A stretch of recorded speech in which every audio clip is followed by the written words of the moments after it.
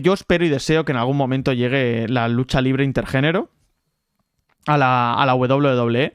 Es una utopía, es un...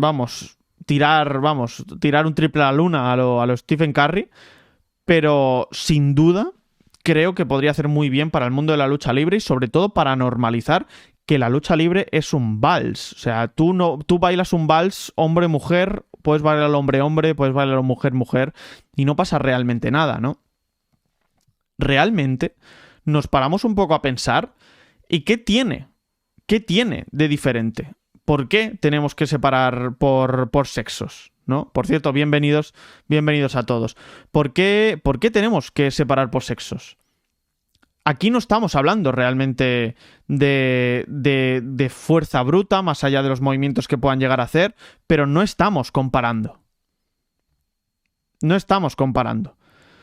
Entonces, no sé qué pensáis vosotros, pero sin duda, buenas Diego, por cierto, estamos en esa tesitura en la que WWE podría perfectamente normalizar que esto es un juego de dos, que no pasa realmente nada, que esto podría verse perfectamente bien y estamos en pleno siglo XXI y creo que hay que empezar a justificar que esto no tiene nada que ver con pegar a nadie, sino que esto es un arte. Javier nos dice, ¿lo políticamente correcto son las luchas intergénero o no tenerlas? A ver, para WWE, que es de lo que estamos hablando aquí, lo políticamente correcto sería no tener luchas intergénero. Por lo menos esa es la postura a día de hoy.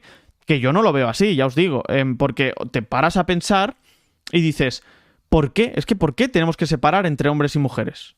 ¿Por qué tenemos que separar entre hombres y mujeres? ¿Por qué los hombres no pueden pelear con las mujeres y viceversa?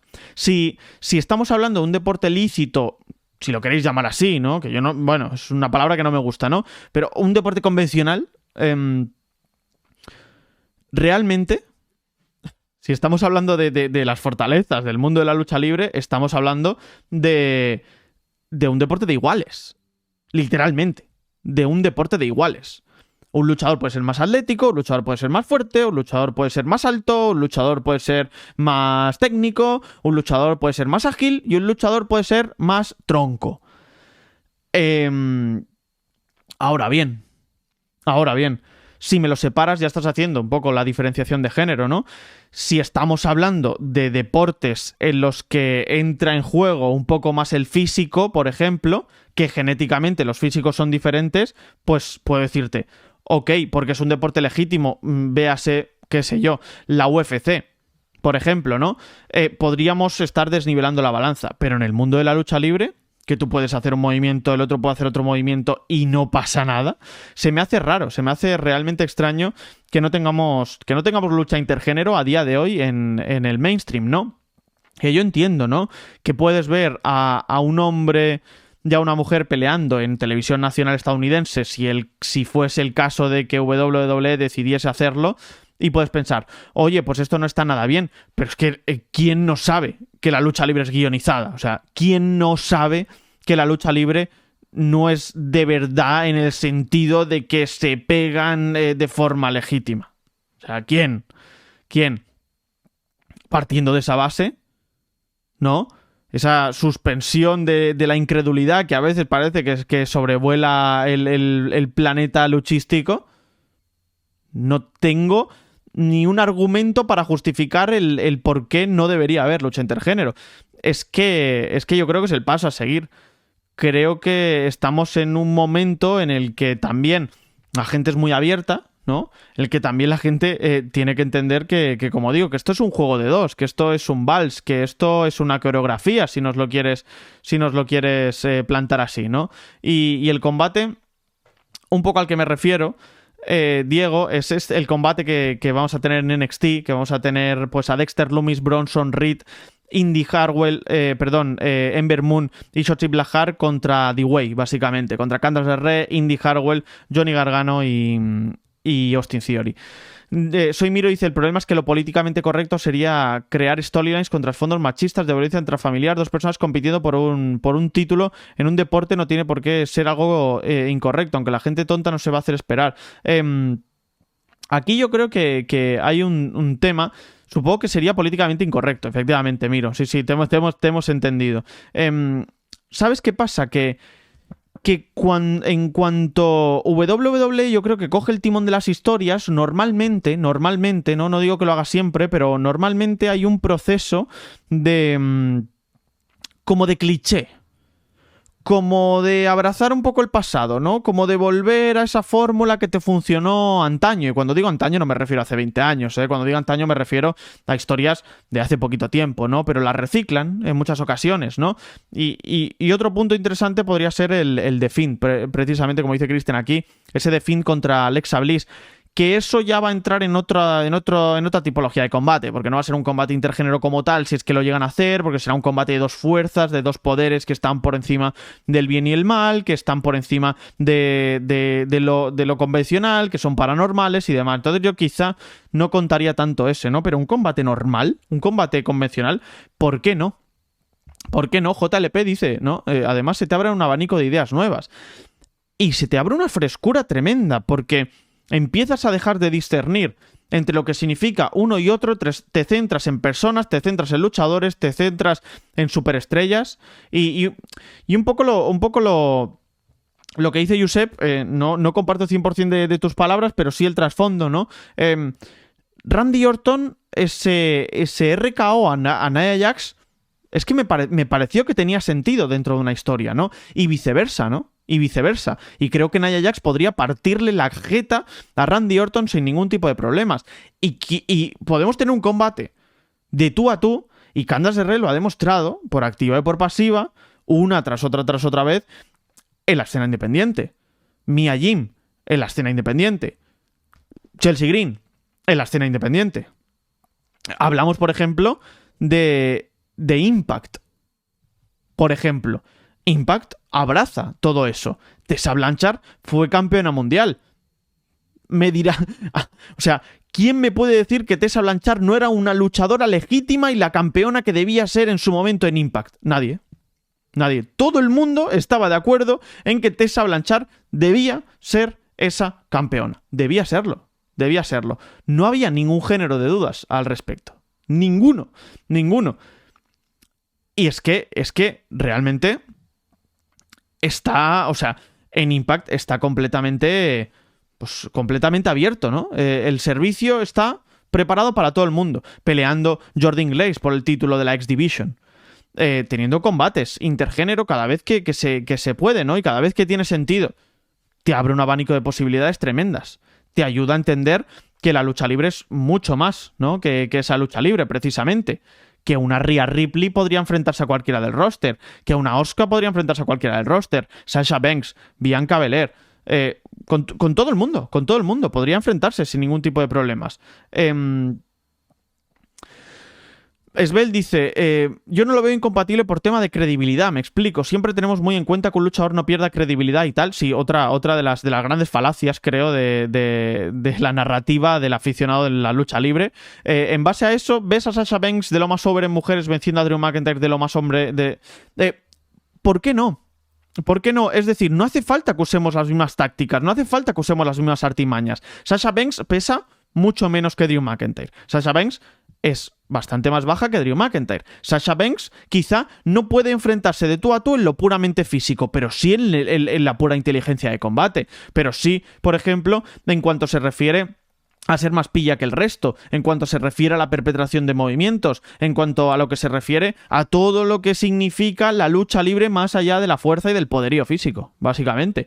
Sí, indudablemente. Yo creo que podrías crear un combate perfectamente fidedigno en el que Sasha Banks venciese a Drew McIntyre. Sí, porque con muchos luchadores muy altos no solo se usa la fuerza, ya lo hemos visto con Drew McIntyre, también se usa la psicología, también se usa algún que otro movimiento de altos vuelos, también se usa en muchos aspectos, heels, por ejemplo, el apartado de la inteligencia, en fin, que yo creo que hay muchos factores que aquí hay que discernir en cuanto a lo que podría ser.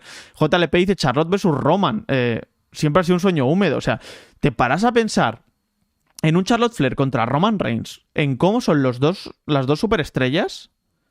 Y bueno, A mí se me cae la mandíbula al suelo de lo que podría significar todo eso, de lo que podría ser, ¿no? Y como digo, Tessa Blanchard se ha enfrentado a infinidad de luchadores masculinos y fue campeona total de Impact. Soy Miro dice, hubo un momento donde Becky Lynch era la superestrella más poderosa del roster y estoy completamente de acuerdo contigo, solo superada por Lesnar y a veces ni eso. O sea, The Man superó unas cotas. The Man superó unas cotas inenarrables, casi diría yo. Pero imagínate, Becky Lynch podría haber sido campeona mundial sin distinción de género. Seguro. Bayley contra Seth Rollins, dice Sportman. Bueno, ¿qué podría salir de un Bayley contra Seth Rollins? Pues la grandeza absoluta. Keith Lee contra Io Shirai. ¿Cómo aprovecharía Io Shirai esos movimientos que ya los aprovecha con su rapidez y con su astucia y con su agilidad? Pues imagínate contra Keith Lee que podría hacer virguerías. Pero es que eso no es algo que no exista. Eso pasa fuera de la WWE. Eso pasa. Eso pasa en Impact, eso pasa en las independientes, eso pasa en un montón de sitios. Ronda versus Brock Lesnar. Bueno, te pago lo que haga falta por un Ronda Rousey versus Brock Lesnar. Y por un Candice LeRae versus Gargano, vamos, es que te saco la billetera ahora mismo. Imaginaos a Candice LeRae peleando contra Johnny Gargano. O a Raquel González, como dice Josep, con quien tenga narices de enfrentarse a Raquel González. Ricochet versus Io Shirai. Es que son dream matches. Son dream matches que lamentablemente nunca vamos a ver si esos dos luchadores están en WWE. Y son dream matches. El otro día, revisitando en el combate de lucha underground que tiene Io Shirai contra Penta al Cero Miedo. Io Shirai contra Penta al Cero Miedo. Y es un combate... ¡Oh! ¡Qué maravilla de combate! Y se pegan hasta en el carnet de identidad, ¿no? Y acaban con el cielo del paladar reventado de todas las hostias que se han pegado. Ambos. De tú a tú, cara a cara, ¿no? Esbel nos dice, estoy de acuerdo, pero es que creo que hay que cambiar la mentalidad de la afición de WWE, no lo digo por temas de machismo, sino por el tema de la credibilidad. Es imposible contentar a todo el mundo con que sea aficionado de la lucha libre. Imposible. Si gana Roman Reigns, porque gana Roman Reigns. Si yo quería que ganase Edge. Si gana Edge, hombre, es que es un part-timer. Es que, hombre, ¿cómo va a ganar Edge? Daniel Bryan, hombre, ¿para qué le das un título si luego ya se va a retirar? ¿No? Es un tipo que no debería haber estado en el Triple Threat. Es que todo el mundo le va a poner pegas a todo. Es decir, si no empiezas tú a introducir las cosas, que repito, es una utopía, es algo que no va a suceder en WWE, por lo menos a medio plazo, no va a suceder. Pero es que hay una vía perfectamente tangible. Yo entiendo que también estamos en la era un poco de... Pues en el que todo el mundo pues pasa lo que pasa, ¿no? Randy Orton le hace un RKO a Nia Jax y ya la gente te empieza, ¿no? Te empieza a machacar, ¿no? Pero yo creo que si tú empiezas a introducir de forma legítima, ¿no? Oye, estas luchadoras y estos luchadores se pueden enfrentar de tú a tú y no pasa absolutamente nada. Y puedes tener aquí tus momentos, tus acciones, tus historias. Puedes contarlo como te dé la gana, pero se puede contar. Josep dice la era de cristal, efectivamente, ¿no? Entonces, se puede contar. Hasta hace nada se contaba en Lucha Underground, por ejemplo. En Impact se cuenta. Y también es televisión, que sí, que ya sabemos la incidencia de Impact en televisión. Pero se cuenta y Diona Purrazzo puede enfrentarse a quien quiera del roster. Imaginaos, un Diona Purrazzo contra Rick Swann. Combatazo. Tessa Blanchard se pega contra quien haga falta. El combate que tiene contra Sami Callihan. Es que Sami Callihan. Un run de Sasha por el Intercontinental. Imaginaos solo eso. El prestigio. O sea, si lo vimos en China, y en China lo vimos por lo que lo vimos, ¿no? Porque China estaba muy musculada, China era un portento físico, entonces WWE creía que eso podía ser una atracción total, ¿no? Pero todo lo que hizo China por el wrestling muchas veces se opaca, ¿no? Porque luego tuvo una vida personal un poco convulsa, ¿no? Pero vamos, que yo lo veo, o sea, ese combate mítico que tiene Candice LeRae intergénero en el que empieza a sangrar como si no hubiese un mañana, ese combate es maravilloso. Y es un combate intergénero. Y no tiene nada que ver el arte de la lucha libre con el sexo. Es que no tiene nada que ver, ¿no? Miro dice, lo único que veo de malo con la lucha intergénero son las personas que no entienden el wrestling opinando en Twitter. Pero aquí yo yo tengo una postura y es, ¿y a mí qué narices me importa lo que diga Random33 en Twitter, ¿no? O sea, ¿a mí qué más me da? O sea, me importa 3 pepinos, ¿no? Yo como empresa estoy por encima de eso y de todo lo demás. WWE no sabe lo que quiere el público ahora mismo porque Twitter no es una muestra tangible de lo que significa la sociedad, que muchas veces nos creemos que sí, y nada más lejos de la realidad. Nada más lejos de la realidad, ¿no? Es otra mentira construida por las burbujas, ¿no? Twitter es una muy pequeña porción de la vida, del aficionado, de la persona que ve lucha libre, y hay que tomárselo como tal. Hay que tomárselo como tal. Entonces, pues bueno, quizás un sueño húmedo, quizás un sueño utópico. Claro, Diego dice Bayley y Sasha contra Street Profits. Bueno, es que Bayley y Sasha pueden pelear contra quien sea. Puede pelear contra quien sea. Contra quien sea. O sea, actuando o no de underdogs. Es que eso ya me da igual. O sea, es que no haría falta ni que se interpretasen los papeles como underdogs. Es que no haría falta. No haría falta. Entonces, pues bueno, en esas estamos, ¿no? Es algo que no va a suceder, por lo menos en WWE, que no va a ocurrir, pero que disfrutamos mucho, la escena independiente.